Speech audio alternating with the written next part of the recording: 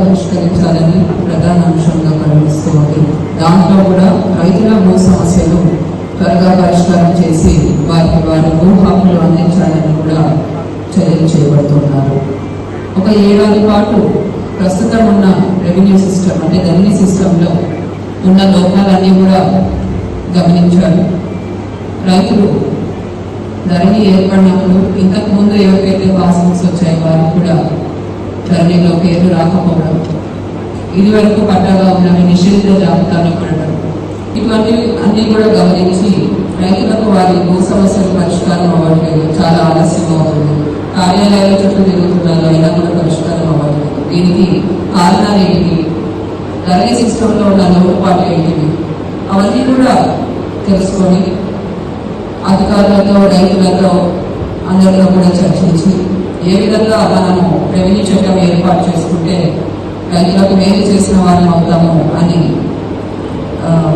పరిశీలించి కొత్త రెవెన్యూ చట్టం తీసుకురావడం జరిగింది. భూభారతి చట్టం ఈ ఏడాది జనవరిలో ఈ చట్టం అమల్లోకి వచ్చింది. వచ్చిన అతి త్వరగా అంటే 3 నెలల వ్యవధిలోనే నియమాలు కూడా అందుబాటులోకి వచ్చాయి. భూభారతి పోర్టల్ కూడా లాంచ్ చేయడం జరిగింది. మరి ఈ చట్టము ఈ నియమాలు ఏమున్నాయి, రైతులు ఏ విధంగా ఇది వినియోగించుకోవాలి అని రైతులకు తెలియజేయడానికి ప్రతి మండలంలో కూడా భూభారతి అవగాహన సదస్సులు మనం నిర్వహిస్తున్నాం.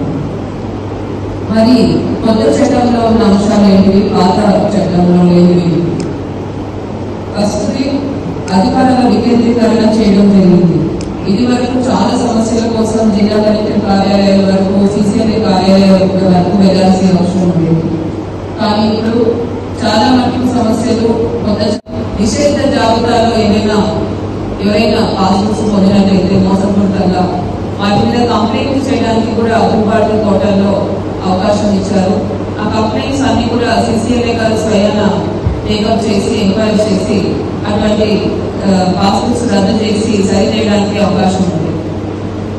ఎలాంటి సమస్య అయినా పరిష్కారం చేయడానికి మనకు భూభారతి చట్టంలో చాలా మంచిగా చాలా నూతనంగా ప్రొవిజన్స్ అన్ని కూడా ఏర్పాటు చేశారు. ఇది టెక్నాలజీ బేస్డ్ సిస్టమ్ కాబట్టి రైతులందరూ కూడా భూభారతి చట్టం సంబంధించి ఉన్న ప్రొవిజన్స్ నియమాలు అన్ని కూడా తెలుసుకొని సద్వినియోగం చేసుకోవాలని కోరుతున్నాను. అలానే మన రెవెన్యూ యంత్రాంగం కూడా ఏవైతే సమస్యలతో రైతులు వస్తున్నారో వీళ్ళందరూ అవన్నీ కూడా తెలుసుకొని అవన్నీ కూడా ఇమీడియట్ గా పరిష్కారం చేసి వారికి వారి భూ హక్కులు కూడా అందించే విధంగా రెవెన్యూ యంత్రాంగం అంతా కూడా ముందుండాలని చెప్పి కూడా కోరుతూ ఈరోజు ఈ సభ ఆర్గనైజ్ చేసిన అందరికీ కూడా పేరు పేరున ధన్యవాదాలు తెలుపుతూ ముగిస్తున్నాను.